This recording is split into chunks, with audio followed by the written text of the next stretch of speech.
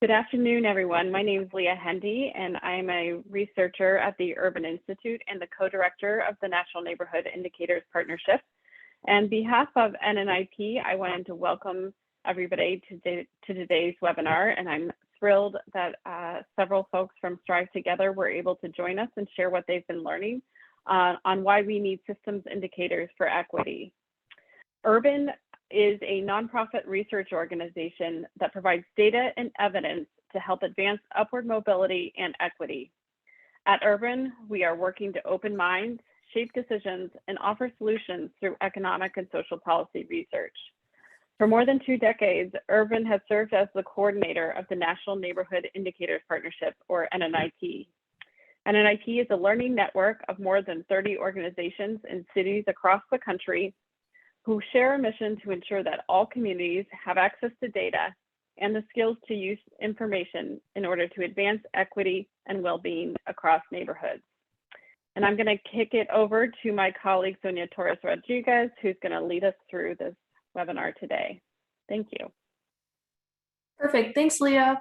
Hi, everyone. My name is Sonia Torres Rodríguez. I use she, they pronouns, and I'm a research analyst here at the Urban Institute. If you just joined, please make sure to mute yourself. Thank you. I'm here at the Urban Institute at the Metropolitan Housing and Community Center. My work lies at the intersection of housing, neighborhood level data, structural racism, and racial equity. And I'm very excited about this webinar today and for the opportunity to really dig deep into what it means to embed an understanding of structural racism into our day-to-day indicators work. I'm so excited because we have many alumni and friends of the NNIP network joining us today, and it's energizing to see you here. I wanted to give a big welcome and shout out to those who are joining an NNIP event for the first time or the first time in a long time. As Leah mentioned, since the founding of NNIP, our more than 30 partners have contributed locally to racial equity data work. This is included through their work providing racially disaggregated data, reporting on neighborhood indicators, and fostering strong partnerships with local governments, nonprofits, and residents in their communities. In 2020, we wanted to level up some of that previous work, and our network sought to formalize and organize our goals around this work. We titled them NNIP's Goals to Improve Use of Data in Advancing Racial Equity, and we created these through multiple peer and network conversations. Ultimately, we published 8 new goals to define our network-wide work in this space. These goals have helped guide our collective work, but also provide a renewed opportunity for peer learning and accountability. So far, we've held a few network deep dives on some of these goals, including a goal about highlighting the assets of our community members. And we were hoping to have this discussion to build on that work that we've done previously. So today, we will be having a rich 1-hour discussion on another one of our racial equity goals.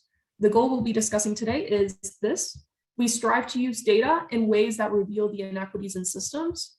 And the rationale for that goal is we recognize that too often indicators focus attention on individual behaviors, which has led to the blaming of people themselves and inadequate responses to systemic problems.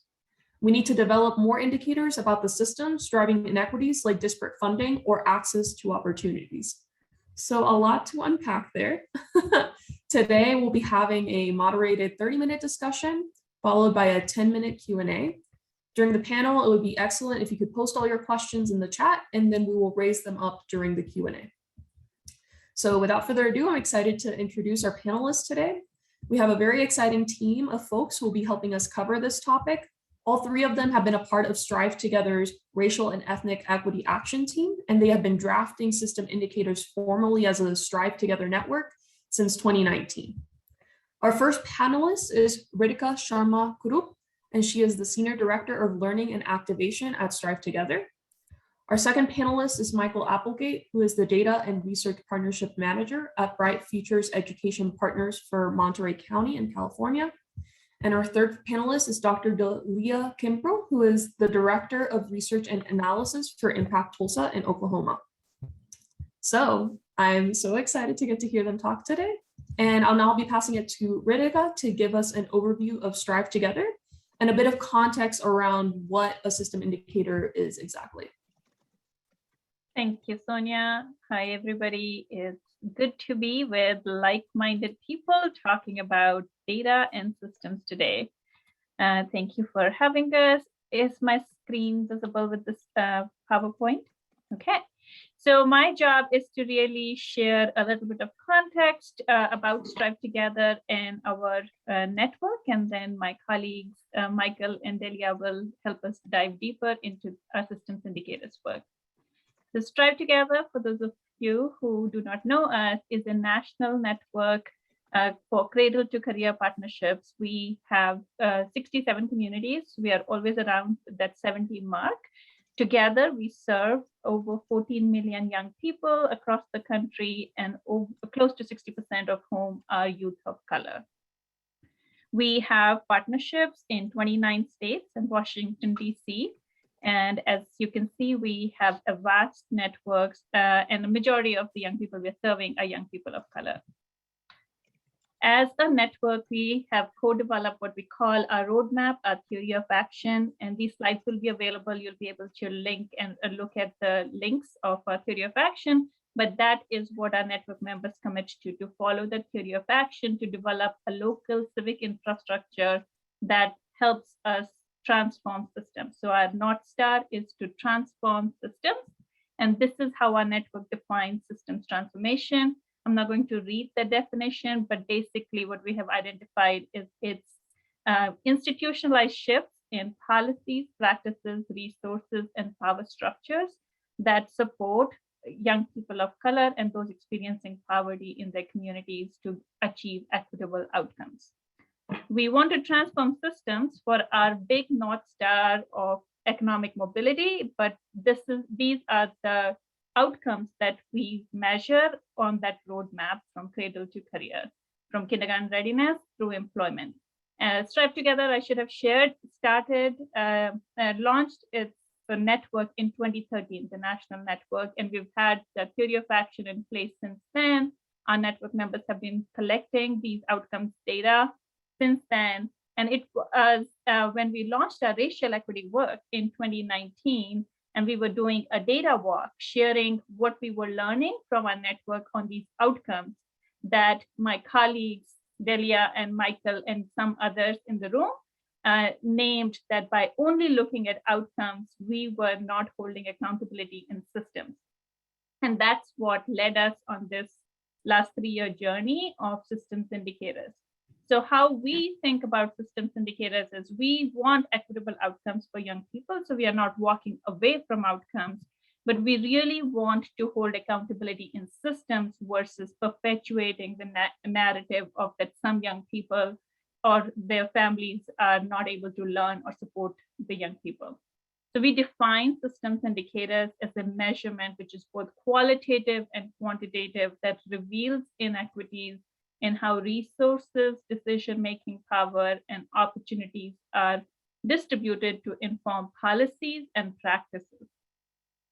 And that's a definition that our network co-created. It's like I said, that it has been a multi-year journey. We formally launched. StriveTogether has always looked at disaggregated data. Our theory of action has always held accountability to disaggregated data, but we really brought together a formal body that we call Racial Equity Planning Team in early 2019. And that's when we started looking at our outcomes data and identifying these gaps and figuring out what is the complementary data set we need that can help us track systems and hold accountability in institutions that would eventually lead to equitable outcomes. I have a timeline just to stress how long this process has been. The font might be too small for you, but we started with 25 network members, StriveTogether staff, and board members in 2019, and have had an iterative process of having much broader network voting on the indicators, and we will be sharing our framework with you later today, and identifying what is the research that supports those indicators that has helped us whittle down to 10 education indicators and 7 indicators in adjacent sectors that we are testing out with our network. by no means we have figured it all out. We are on a journey. We launched our systems indicators pilot that we'll be sharing a little bit about last year, and 7 communities participated in that. And then we collected this early data from our network, and 84% of our 67 partnerships submitted some data. So we will continue to revise this framework, and we want to learn with others like you in the field to continue to do that. And I know we'll have opportunities to answer questions, but I'm going to stop sharing right here, Sonia. Perfect. Thank you so much. That was a fantastic introduction. I love how you mentioned a few things. The first being that this is multi-year work. I've heard this type of work previously called urgent lifelong work. And I think that's what's very exciting about this is we maintain urgency while keeping in mind that this is a long-term goal that we would like to achieve together. You also mentioned a definition for system indicators, and that was very helpful. A measurement that reveals inequities in how resources, decision-making power, and opportunities are distributed. Two things that I think you mentioned that I wanted to highlight before we get into the rest of the discussion is that one, this helps put the onus on actors and moves away from individual or deficit-based exclusive kind of reporting, but also it's complementary work. So this is not work that will be replacing our ongoing indicators work. It's work that will be complementary to our ongoing identification of how people are living in their neighborhoods, how they're experiencing different aspects happening in their neighborhoods, and reporting on also the assets that those communities have. So thank you so much for that great introduction. I'd like to begin our moderated discussion now and bring up our 2 other great panelists also into the discussion. So the next question is, discuss your motivations for participating and helping lead the work of StriveTogether on system indicators and how they've influenced your local level work. So Delia, I'd like you to start with this question and help us understand how the connection between the network-wide goals kind of translated to your work at Impact Tulsa. Yes, thank you. So Impact Tulsa's introduction to systems indicators started back in 2018 with the development of the Child Equity Index in partnership with Tulsa Public Schools.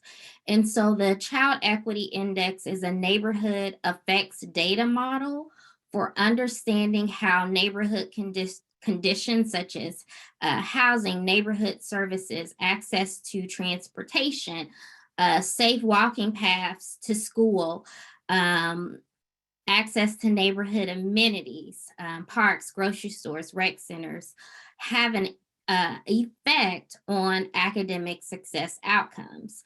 And so the school district approached us needing more information to drill down on the factors outside of school that may have an effect on student outcomes. So the discussion for us related to cradle to career outcomes that you saw that Ritika showed, that continuum really starts with what is happening in the system, our institutions, our structures and policies to drive the disparities in the outcomes that we see. And we thought we should be measuring those as well. If we are working toward transforming, correcting, and getting systems to work better for all students. And so we were explaining this to StriveTogether, the success that we have bringing cross sectors and other institutions in the conversation to make sure that improving cradle to career outcomes is just not only the educational system, but also our institutions of housing, transportation, city government. And so this work related to the Child Equity Index and our introduction to systems indicators was having a big impact on our collective impact work locally. Awesome. Thank you for that great introduction. I love hearing a little bit about the tie-in between the ongoing results-based accountability, collective impact frameworks, and how easily that melds into our ongoing work. So thank you for that. Michael, let's hear your take on this. What were kind of some of the motivations that drove y'all locally to continue this work? Sure. Good morning, everybody. It's great to be here with you. I would say that kind of my initial motivation, when people think of Monterey County, for those who are familiar with Monterey County, kind of think of the beaches here, but we're actually, we have the highest percentage of students who enter school learning English in all of California. And about 90% of our students are students of color. That's the second highest percentage in all of California. And we also have the highest number of Mexican indigenous language speakers in California. So I would say I'm biracial. I'm half Mexican and half white. And so part of it, the motivation for me was just to try to represent that as best I could, my community. So to kind of come to StriveTogether and be a voice for some of the things that we were doing on the ground here locally, and highlighting some of the good work that had been taking place. Like Delia, we were probably 2017, 2018, starting conversations in our partnership about deficit thinking. And I think we were kindred souls when we finally got together, and to say, we really shared similar frustrations that we'd take student outcomes and we would disaggregate the data. And as often as not, people would kind of come up with deficit interpretations of the data. And we kept saying, oh, but you need to have eyes on the system. We need to be talking about the system. And so when we got together to think about how we could support taking the work deeper, I think it was really obvious to the small group of us that started that conversation that we really needed to measure systems, and we really needed to show where opportunities weren't equal. And so I think, it was just kind of a next logical step in taking the work deeper. And it was really exciting along that journey to see people like I think Ibram Kendi's work and others' work really say, hey, we need to take a look at systems more deeply. So we had some, I think, national momentum really propel the work forward at the same time that we were having that conversation with StriveTogether.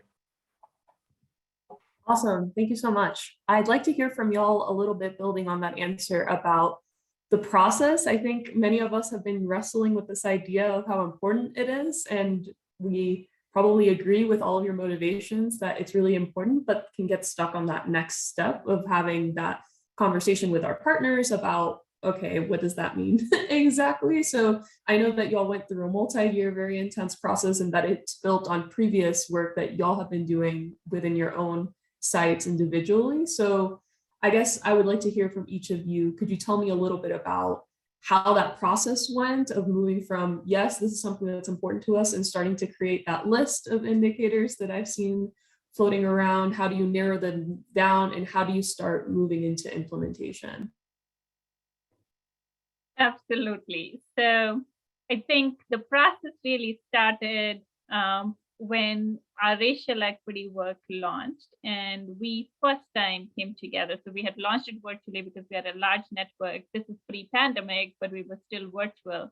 And then in April, when we had the 25 team come together, 25 member team come together, I like to say Michael, Delia, and there were a couple of other people. Matt is not in the network anymore.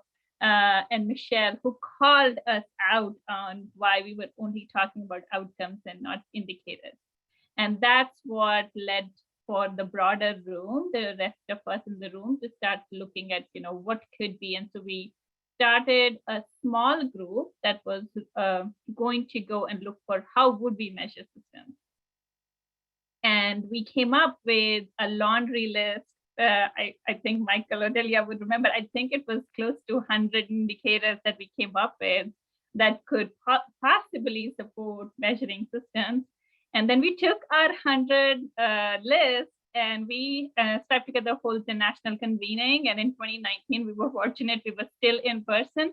So we brought our 100 indicators to a learning station at this conference and had all 600 attendees vote on those as they had time to say what matters to me in my community, and and then we also had a parallel process at that conference where we brought on young women in Colorado. There is a program called TEGA, Technology Enabled Girl Ambassadors, and they helped us hold 70 in-depth interviews with some of our additional network leaders.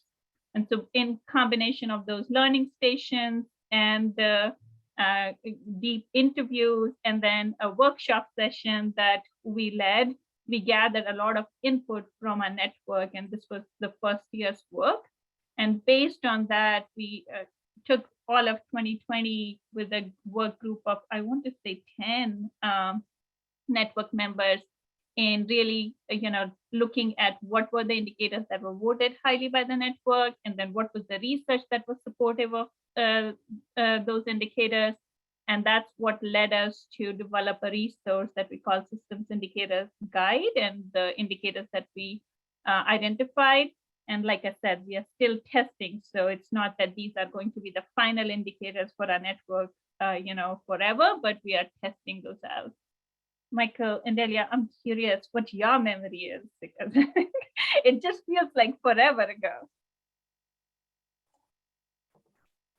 Yeah, maybe I'll, so I think that's my same memory of the process. And I would say taking that locally, we started a racial equity task force locally, and that helped us bridge both learning and I think highlighting where other people were already doing great work in our community. A couple of my colleagues from that racial equity task force are here on the call today, and they were already doing great work. And so part of that, I think, bridge to our community was about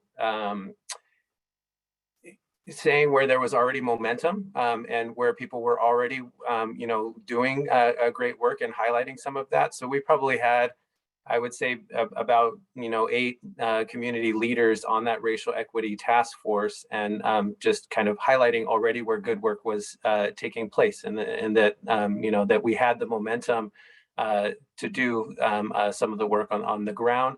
But there was also a strong learning component to that group as well. So it was kind of like whatever we felt like we needed to go deeper on, we brought it to that space, and in community kind of learned more about a lot of these things together.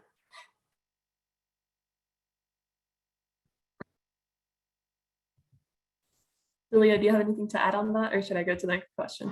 Yeah, I just remember that it's not easy. It, as Ritika highlighted, it is a multi-year effort.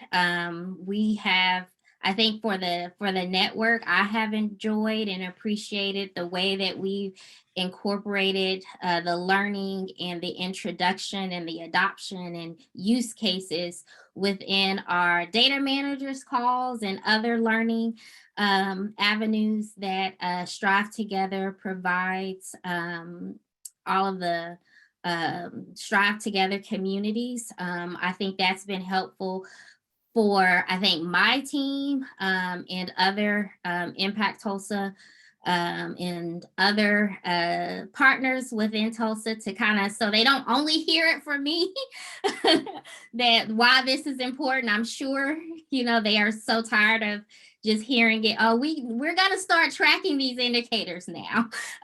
Just hearing, the energy and seeing the national momentum and the conversation related to really how do we hold systems accountable. Awesome, perfect. Those are great themes to kind of build on for our next question. So Michael and Delia, you both mentioned, building on existing work that kind of is already going and pushing that along with this, what to some people will be new language, to creating a learning opportunity, but not in a, I guess, obviously all of this work can be uncomfortable, but in a peer learning, we're all learning and trying to become better.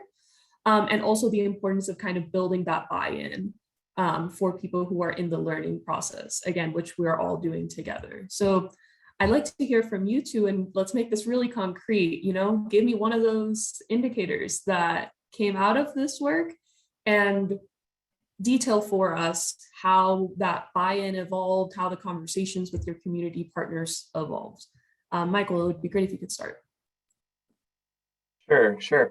Let me first just say that in terms of that last question, I think without the kind of gravitas that StriveTogether and the influence that StriveTogether brings to the conversation, we wouldn't be where we are. So the kind of interplay between what StriveTogether has done and what we've been able to do locally has been really helpful in moving the work forward.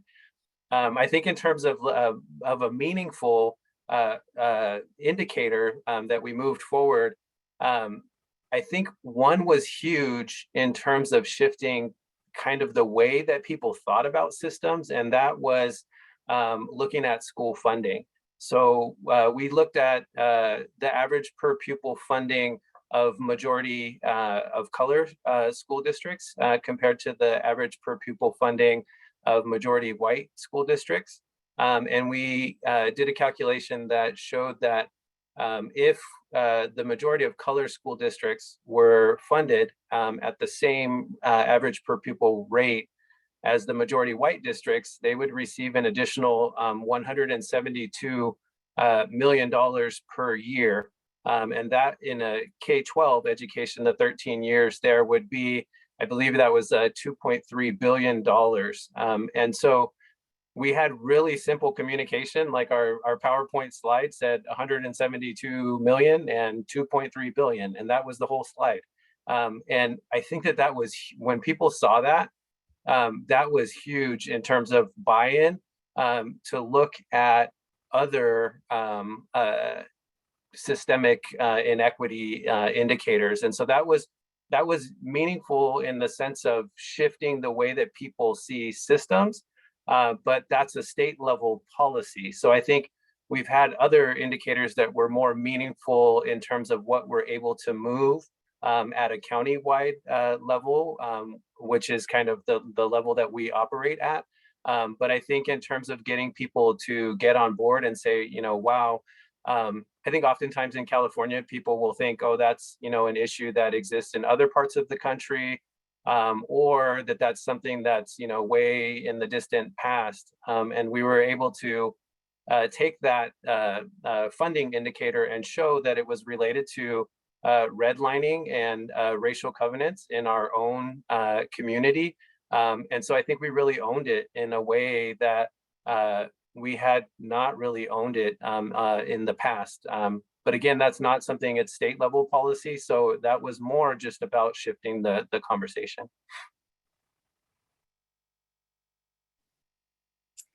So for Impact Tulsa, it was so hard to answer and narrow down to one indicator because practically all of our adjacent sector indicators have been hugely meaningful for collaborative action and generating momentum here in Tulsa.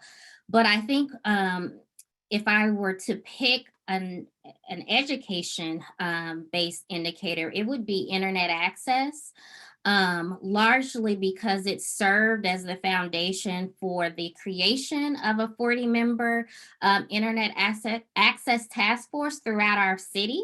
And it brought in city government in the discussion of what types of infrastructure changes and investments are needed so kids can go to school. And this happened at the start of the pandemic. It was very timely because Impact Tulsa, we've done so much partnership work with school districts and had community calls at the start of the pandemic, where our school districts was elevating their concerns about their ability to deploy virtual and distance learning methods in equitable ways. And so we were able to pull data from the census and get data from the school districts and invite internet service providers to the conversation and work out data sharing with internet service providers and school districts to develop strategies and recommendations for addressing internet access disparities, understanding the root causes of internet access disparities, and aligning our efforts in city CARES Act and ARPA dollars for improving internet access and implementing those solutions in strategic neighborhoods and in strategic ways. So I think that's one concrete example of us utilizing a system indicator for collaborative action and strategy in measuring that. Awesome, thank you both. Those are both extremely relevant and very important. And I think for those of you who are NNIP network members and have maybe attended some of the other deep dives, I loved hearing both of your answers, because you're mentioning two things that we've talked about already: root causes, and also just changing the framing into how people are perceiving what is going on in the world, a narrative and explanation for how things are unfolding in communities. And I think that that frequently is a challenge that we need to overcome. Speaking of challenges, I'd like to hear about some of the adaptive challenges that you've experienced incorporating these system indicators. So how have your collaborations with school districts and other partners evolved over the course of your work? Because, you know, it can be difficult to have some of these conversations. Sometimes they can be easy at the beginning, and then it becomes a little bit difficult when the data comes out or backwards. So I'd like to hear a little bit about that journey for y'all. Ritika, maybe let's start with you. Yes, you know, you are with like-minded people when they know that there'll be adaptive challenges with the systems data. Yes, there are many, and we continue to figure out how to fail forward.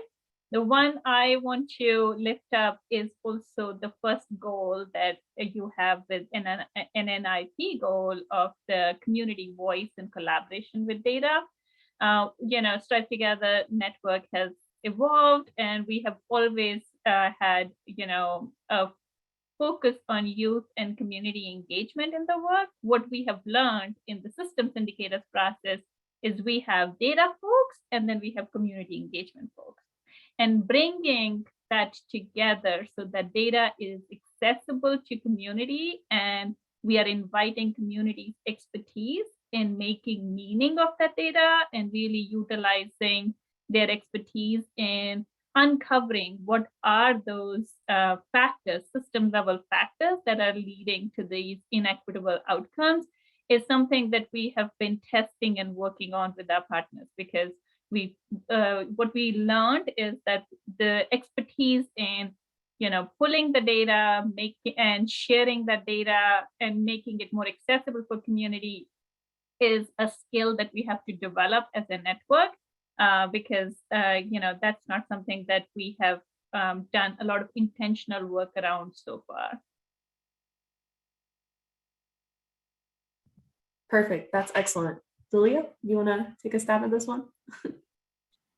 Yeah, I think two areas come to mind for me. It's the process for reporting out in navigating data ownership, or the ownership of the narrative as a result of what these systems indicators suggest or imply. And then the second issue, I think, is the discomfort of systems leaders being confronted with data reflective of their own practices and decision-making. The first issue, we utilize a lot of data that is owned by multiple sectors, right? And so it's been difficult to kind of navigate who owns the narrative and who shapes the narrative as a result of who's contributing to the data. And so there's been some uncomfortability and discussions related to spotlighting race and racial disparities, especially in this time of conservative pushes against discussions about racial inequity and systemic inequity. So that has definitely been an eye-opener, and how we communicate and how do we identify maybe institutional champions and community champions to hold the accountability for the conversation and the discussions in terms of what can be done as a result of this information. I think also in terms of navigating, I think the discomfort of systems leaders, we realize that good data does not always propel decision makers to relinquish power or change their practices to be more equitable. That's a hard reality that we are navigating. And I think some of the strategies that we are learning to think about is to kind of, again, identify and prepare our champions ahead of time, knowing concerns of dissenters and adversaries, and leveraging community and grassroots initiatives and grassroots strategies to really apply pressure and to really, I think, diversify the concerns and who has buy-in for the value and the importance of what this data can do and achieve.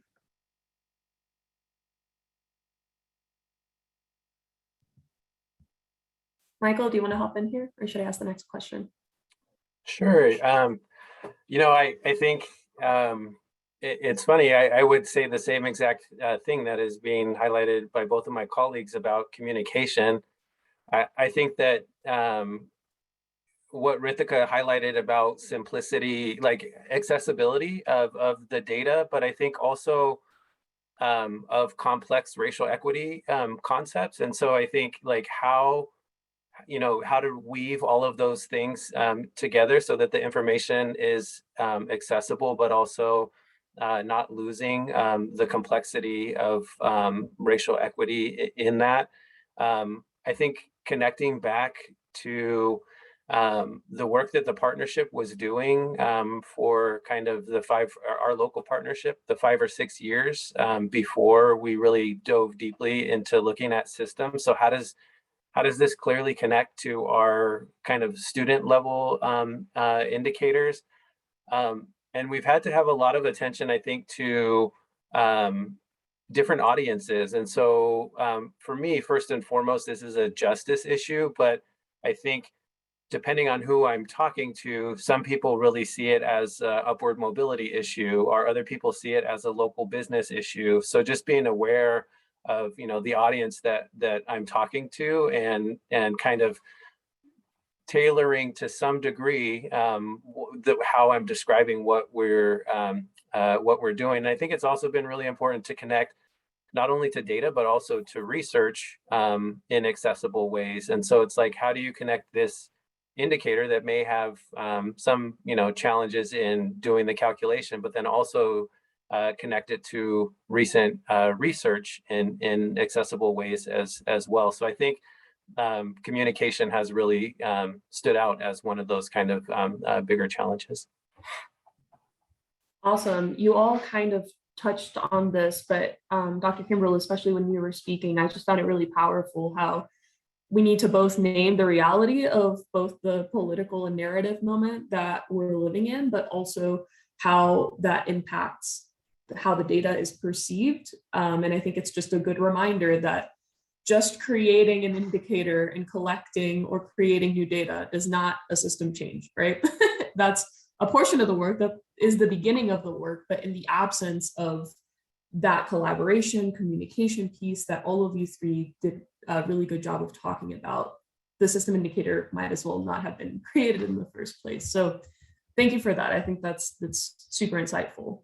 I also want to talk a little bit about technical challenges. So how much of adopting a systems level indicator is creating new data sources? How much of it is reframing existing data sources? And what types of data decisions have you had to make? And really quickly before we get started, I just wanted to remind the audience that we'll be getting to Q&A very soon. So start posting your questions in the chat so that we can uplift them. Who wants to go first? There you go. I think I was supposed to go first. Okay. I think a lot of the technical challenges is a lot of people don't realize the data that's already accessible and available. And I think there are legitimate concerns in terms of data access. So a lot of the adjacent sector data is available through the census. Also, we've learned to develop strategic data partnerships with city departments, the health department, working with the State Board of Education, and trying to institutionalize these strategic data partnerships and data sharing agreements and data MOUs. Even with school districts, I think, we have our standard MOUs with the standard educational outcome metrics, but even if you could enhance or expand that list of variables to include information about one-on-one computer access, because many of our school districts now are tracking who they're giving access to computers or hotspots. So including that as a data variable that you request from the school districts. A lot of our school districts do have information on demographics of teachers and leaders, credentials and qualifications of our teachers and leaders. So expanding your data request and your MOU to reflect those new data needs and bring them in as a part of the partnership for strategy around those variables and the collaborative action goals that your community is going to take part in with utilizing these new indicators. Awesome, definitely. Michael, what do you think? So I would say, we've kind of tried to let, I guess, racial equity drive how we search for the data. So Nicole Hannah-Jones, for example, was speaking at StriveTogether and said, school funding is the greatest equity issue in the United States right now. And so it's like, okay, how do we understand that in our local community? Or the Learning Policy Institute said in California, the greatest predictor of student outcomes was teacher qualifications, and in particular, how many years of experience our teachers had. So we said, okay, how would we analyze that and understand how that's showing up in our classrooms? And so that involved combining, kind of to Delia's point, data sources that were already there, but we just hadn't combined them in ways in the past to answer those questions. And so we had access to, for example, a data set that shows the percentage by teacher of students of color in their classes. And we could also see the years of experience that those teachers had. So we were able to say that for our classes that are 2/3 white, 9% of their teachers were novice teachers, so had 3 years of experience or less. And for our classes that are 2/3 of color or more, 31% of their teachers were novice teachers.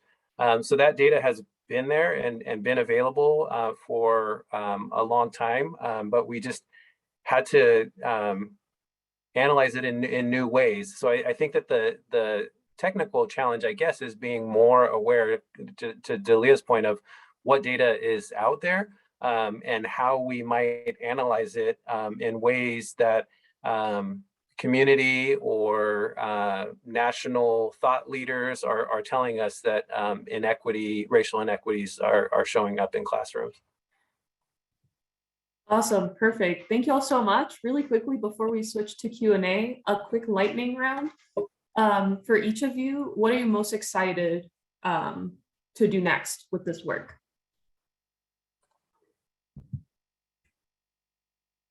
I can go. Really excited for our broader network. So like I said, we did a pilot last year and we had 7 communities testing out, and then we collected the data and 84% of our network engaged. So just really excited for others in our network and beyond our network to start looking at systems data and talking about it, because that's the only way we can change the conversation from only outcomes data to outcomes data and systems data.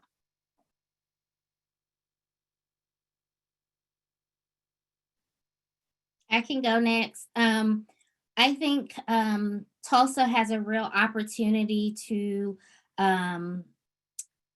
advance the conversation related to social and healthy conditions for boys and young men of color. We recently launched the My Brother's Keeper Tulsa initiative, and I think that initiative is going to really provide us opportunities again to really mobilize our community to think about systems and how systems are working to either facilitate or stifle progress for those who are most burdened by systemic inequity.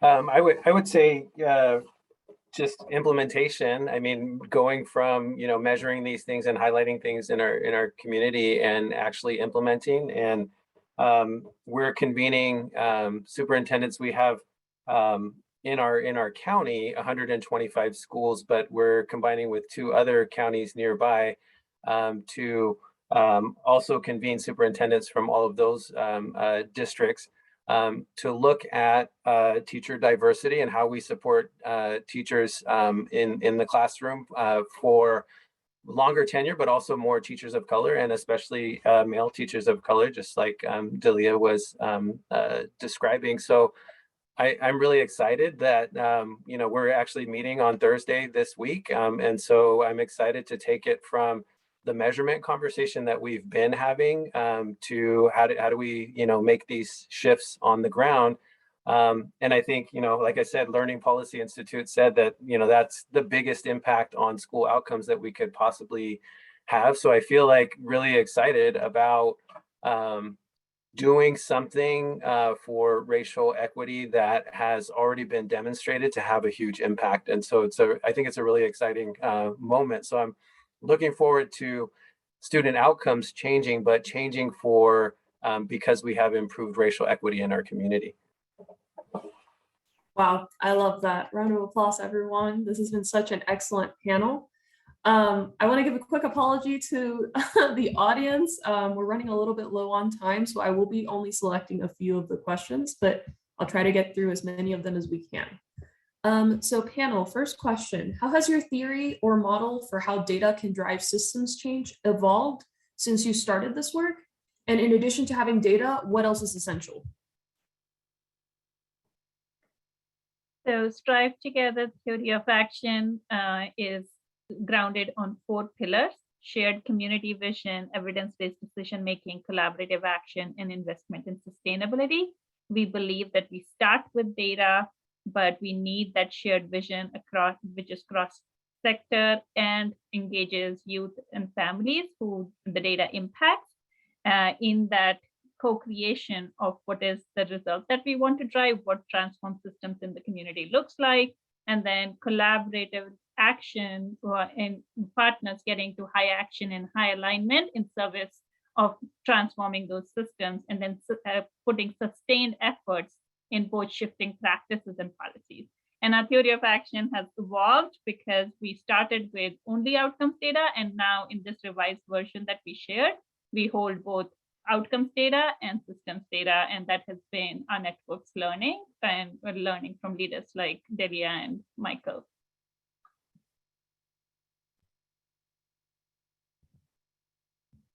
Would y'all like to add anything else, or should I go to the next question? I think Ritika answered that perfectly. All right, let's go to the next question. Maybe we'll do a little rotation thing. So next question, how are you seeing these indicators shift the way folks around you think about what about accountability, and what ways is the thinking and accountability staying the same despite the system indicators? I can start. I think for Tulsa, it's providing, I think, support to communities, community initiatives, and grassroots efforts and ways where they felt that they were limited in terms of being able to pair the data with experiential information and experiential, I think, stories and narratives about systemic inequity. I think now we have multiple tools to be able to have that expansive conversation related to our systems and in key areas. I think now when we have partners and community members that is working on a neighborhood improvement initiative and want to have a meeting with city council or city or have input on how infrastructure investments are being made, we have data now that is useful for those stakeholders that are trying to really have that, really make that change. Awesome. Michael, this one's for you. Okay, sounds good. Have you developed or discovered any metrics that show that the actual systems have changed? So process measures and how has this related to before population level change? So I think I think, and this would kind of tie into the previous question. I think we've seen more attention to systems in our communities. So we have a community health assessment that our biggest 3 hospitals would put out separately in the past. And I think the way that we're talking about systems and systemic inequities, like a lot of people are now having that conversation. So they put out for the first time this year a one survey that is going to go countywide that they're all going to look at. So I think that those would be some maybe process measures in terms of how people are shifting things on the ground. But I will say that I think that the power of these systemic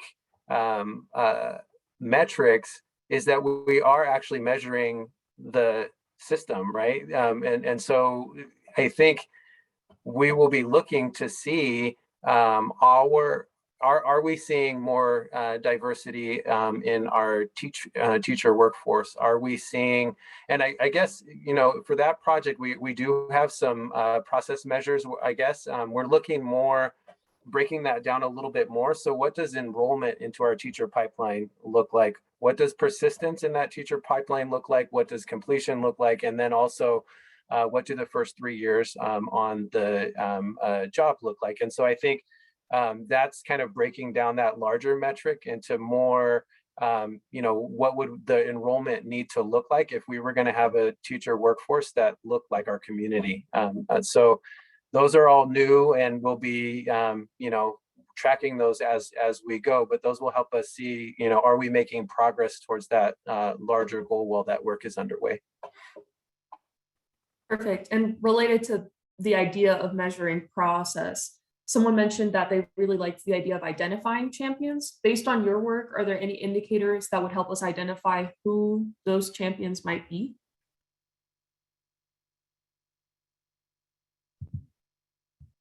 Would like to go. I'm trying to figure out how to answer that. I will say that for us, our child equity index related to neighborhood conditions, we were able to definitely find champions in conversations with the city of Tulsa in the economic development and neighborhood development offices. That has been very helpful. I think also there's opportunities, I think, in ARPA and in funding, funding strategies and how we can allocate ARPA dollars. So that can be, really carving out strategies to advance student outcomes as it relates to kind of like Michael was saying, teacher diversity. I mean, teacher pipelines, that's connected to workforce in terms of pandemic relief efforts. So getting, I think, legislators on board or county officials on board with how school-based or education-based strategies can be supported with the allocation of those funds can definitely be a starting point. Awesome. Well, thank you so much, everyone. This has been an excellent panel. Obviously, also fantastic energy in the chat. Thank you so much to our audience for all of your questions. I've really appreciated seeing all of you here. I think I personally have learned a lot, and I hope our NNIP partners and alumni and friends have as well. There's a lot of opportunities and energy to build. I think that it can feel, especially in this moment, that everything's a little bit overwhelming. It's difficult to choose exactly what one thing we need to move along with, but hopefully this left you feeling like you have both the tools, the energy, the partnerships, and also peers who can kind of help you guide you and answer your questions as you and we move along in this journey. So thank you so much, everyone. We'll be sending out the recording and some resources afterwards, and we really look forward to making more connections with StriveTogether folks in the future and just connecting on this topic in the future as well. So thank you so much and have a great rest of your day. Thank you, everybody. Thank you.